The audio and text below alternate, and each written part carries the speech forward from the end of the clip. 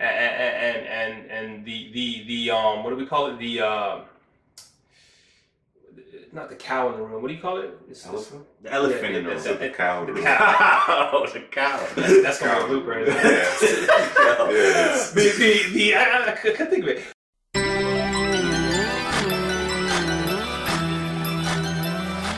Alright guys and gals, we are back. It is CPGM is the website. Couch Potato General Manager is the YouTube channel. You know it because you are on it. We are here to talk about the Jacksonville Jaguars. Duval! Shout out Roddy. We're talking off-season preview. 2019 edition. 2019, man. Before we get to the off-season preview, let's recap the 2018 season. The Jacksonville Jaguars, they finished 5-11, 7th pick in the draft. They were in the conference championship last season, so that's a pretty mighty fall for the Jaguars. In 2017, they were ranked 5th in points scored. Last year, 31st. In 2017, they were ranked 6th in total yards. Last year, 27th. They were 1st in rushing in 2017. Wasn't first this season, man. We could start there with their running game. The offensive line injuries, like pretty much everybody in the offensive line was hurt. They went through like 4 left tackles. Leonard Fournette, their number 4 pick 2 years ago, he got hurt also. So has he finished the season, by the way? You know, foot issues. I mean, we could talk about injuries. We can most definitely talk about injuries. Yeah. You know, I'm trying to figure out what happened to the defense. The elephant in the room is the most important position in football, quarterback. Blake Bortles. He did a Blake Bortles. He did exactly what we at CPGM thought he might do. I know there's a quote out there of him saying, you know, that he's kind of amazed. I'm paraphrasing. He's kind of, you know, shocked that he's still on the team, man. You know, and wow. You know, that says a lot about, you know, him as a quarterback and his ability. And his confidence, too. I mean, it definitely speaks to his confidence. Definitely. I mean, and I know, you know, the Jaguars don't have the best of weapons. Offensive line was, you know, banged up. Put a Band-Aid on it. You know, but, I mean, people was open. Couldn't get the ball to him. It was just, it was bad all the way around. It was ugly. And I believe Bortles was one of the main causes of that. The main cause of that, if he's not completing a crossing route, then, you know, it's very difficult for him to get through his progressions, make small window throws. It's just, you know, his mechanics. His mechanics has been an issue. I know he's been working on it, but it doesn't seem to be getting any better. It changes a little bit, but it's still bad football from Blake Bortles. And, you know, Jaguars only have one way to win. This is a team that wins one way. Their defense and running game. And with the offensive line bang and Fournette being hurt, Bortles just doesn't have enough talent to carry this football team. How about TJ Yeldon and Carlos Hyde, though? They had more running backs. They traded for Hyde. What happened? Offensive line, man. Okay. I know Hyde didn't make much run, but you guys have mentioned, you know, 2 main components of the offense, certainly, but of any team. You know what I mean? We talk about the most important position group is offensive line. We talk about the most important single position, that's quarterback. Offensive line was injured, banged up. You know what I mean? When Cam Robinson went down, it fell apart. Yeah. Even when you had some of those other starters in the lineup, it fell apart. Yep. All right? And then, of course, Bortles, you know, you can talk about the fact that he's had a litany of offensive coordinators. You can also say that, you know, he's gotten coaches fired. You can talk about there being a dearth of weapons on the perimeter, but, you know, decision-making still comes into play. You understand what I'm saying? So, you know, you can make some excuses, and some of them are valid, but at this juncture, and we've said it before, this is not a first or second year quarterback that we're talking about here. The issues that we've seen with him are akin to a quarterback that is very early in their development. All right? Regardless of changing of the guard in terms of the playbook, this, that, and the other, unfortunately, that is the hand he was dealt. Unfortunately, and it hasn't worked. And I've said it before, and I'll say it again. The Jaguars, the front office, even though it was a team-friendly deal, a cap-friendly deal in terms of quarterbacks, when you talk about quarterbacks, it put them in a tough spot. You know what I mean? Because you're trying to maximize this window you have here with guys like Miles Jack, Jalen Ramsey on rookie contract. So what are you going to do now? What's the thought process now going into the 2019 offseason, free agency, draft? What's your thought process, Drew? My thought process going into free agency is we got to go get us a Teddy Bridgewater, or we got to go get us a Nick Foles. I know Nick Foles is going to cost a pretty penny.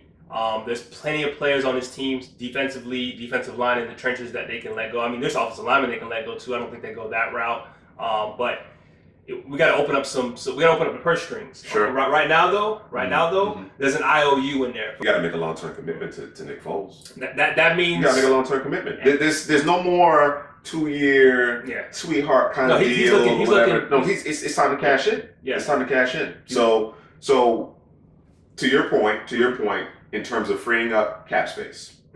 You're talking Malik Jackson potentially. Yep. Marcel Darius most certainly. There are a couple other guys, Tayshaun Gibson, a couple other guys that could be moved out that have limited or no cap penalty associated with moving them. So you mentioned Teddy Bridgewater. I thought Teddy Bridgewater would have been a perfect option last year.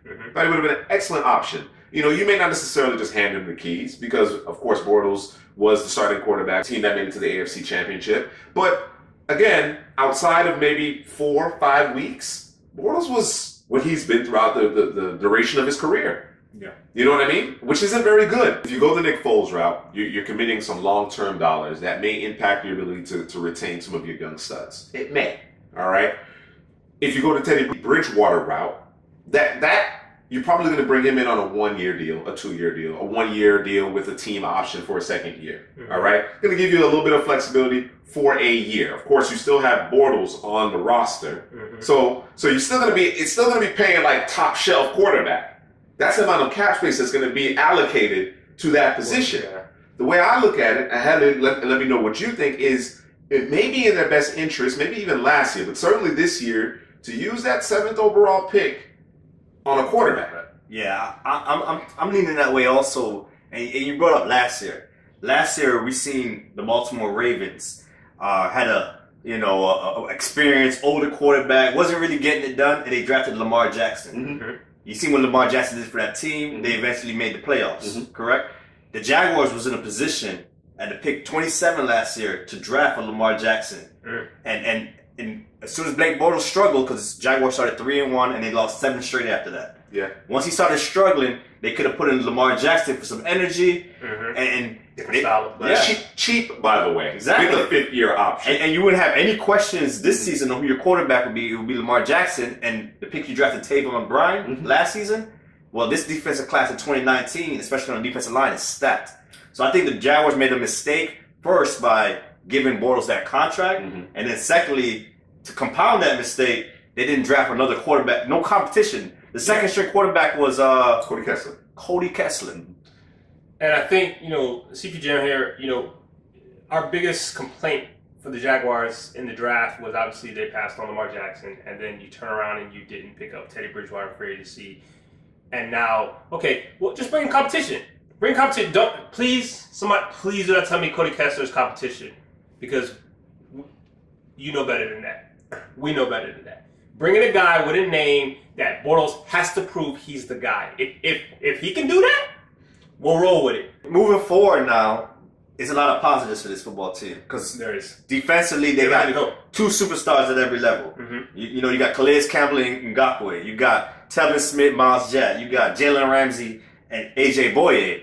And the offensive line is coming back healthy. So now it's just that quarterback we're missing. And if you can't pay Nick Foles the money because you don't want to let go of some of your, your proven guys, then you got to go to the draft and get the best quarterback in the draft. Even if that means moving up from 7 and trading up to get maybe a Dwayne Haskins. He's like the QB1 out there. So, the Giants has a need a quarterback too. And they're at 6. So jumping the Giants to get your guy, man, I think the Jaguars should go all out and draft the best quarterback on their draft board. Push the chips in the middle of the table. Ideally it would have happened last year with the way the draft board fell. But that's neither here nor there anymore. So you look to the future. Of course, with John Defilippo now being brought in as offensive coordinator, the thought process is, okay, there's a natural fit for Nick Foles. You have to think about what your roster will look like down the road. Because, Nick Foles is going to command big money and a long-term deal as far as I'm concerned. There is no more, like I said before, no more little 2-year 15 to an escalating team option type deal. Nick Foles has now led 2 teams to the playoffs, all right, back-to-back seasons, and he's the Super Bowl MVP. So you're gonna have to pay. You're gonna have to pay. So again, you bring in Nick Foles, all right. That might be great. That might be the best situation as far as quarterbacks in terms of a team that is really configured to win now, right? That might be best, but ultimately, Ndakwe, Miles Jack, Jalen Ramsey, all right. Leonard Fournette in a couple years. Like you're going to be hard pressed at that point. Maybe you perhaps get some relief from Calais Campbell or whatever the case may be. But it's going to be tough trying to get all those guys under cap. You're going to probably have to franchise a guy. He may not necessarily be happy. Holdouts, all those types of things. And maybe ultimately you decide we'll cross that bridge when we get there. But I'm leaning more towards we're in a position, we have enough draft ammunition to go get somebody, especially these teams who already have their quarterback in place and they're drafting, within the top 3, top 4. Yeah. Go ahead and pull the trigger, man. Now, I was just thinking something while you was talking, man. Just how Nick Foles will fit with Leonard Fournette. Because Nick Foles is an RPO guy. Fournette's more of a downhill runner. I know they have done RPO with Fournette, but I think he's better, in the I formation, power, fullback, all of that. So that'd be an interesting dynamic. But think about it this way. How many of the quarterbacks coming out are going to be they do the same under center, while Fournette is dotting the I. You know what I'm saying? It's just one of those things. It's just one of those things. So. All right, so you just made me think of something. So let's say we go get Nick Foles. It's going to cost us at least $25 million a year, probably more. We free up the cap space. We let a couple players go so we can get them in the door. And then obviously last year they draft luxury.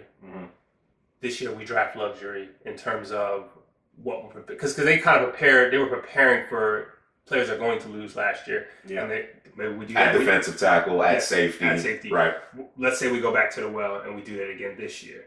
But I don't think you could sign Nick Foles and have that same thought process. No, that would be my thought process. If you're going to get Nick Foles, that's what you have to do. Because it doesn't change the fact that you still have to pay those veterans who are coming up, though. Doesn't change that. We don't have to pay them because I'm drafting. No, I'm saying I'm drafting. That's my thought process. I'm drafting to prepare to lose some of them. Okay, at least one of those. At least one of those guys. Okay. That is, or we can go ahead and this year just trade up, get our guy, or pray to the guys and our guy falls to us and we don't have to do anything. That would be best case scenario about it. I just want to vocalize this. Ramsey's going to be the highest paid corner in the league. Oh, I don't disagree. Okay.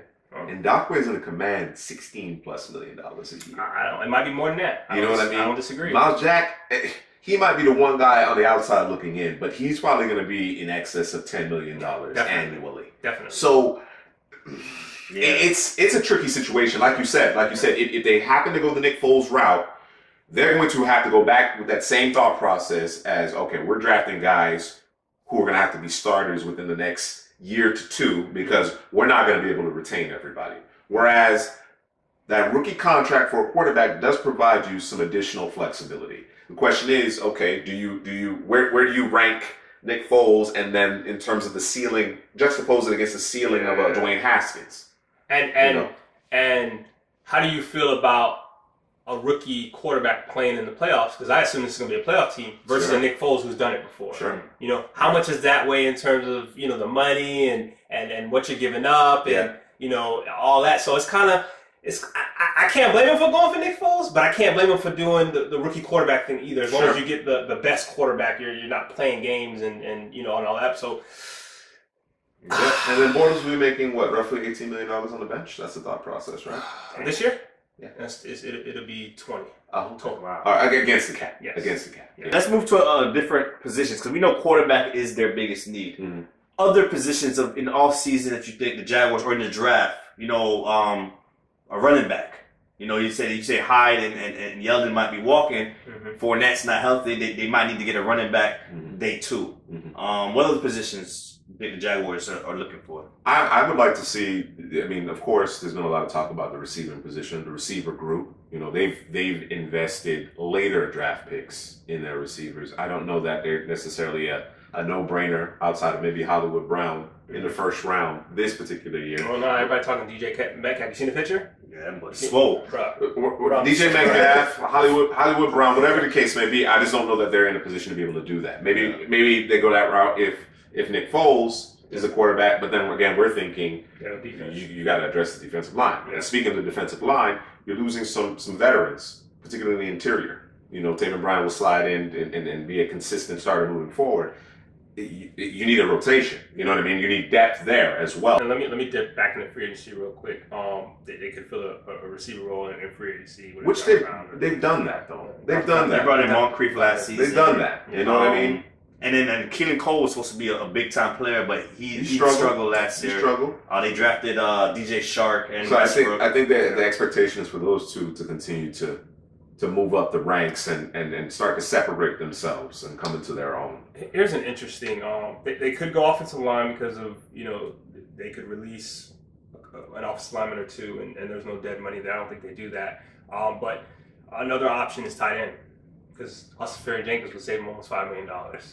And the tight end class looks to be pretty damn good, so they could go that route as well.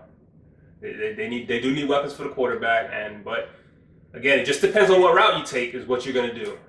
That dictates everything in terms of do you get a Foles or do you go in the draft and get a quarterback? I mean, I would like to know what would y'all do? What would you do and give us your plan, your draft plan. But yeah, man, Jaguars, Duval, Roddy, man, let us know, man, what you guys thinking for the offseason. Who you thinking about drafting? What do you think about Blake Bortles, the elephant in the room? Like, comment, and subscribe.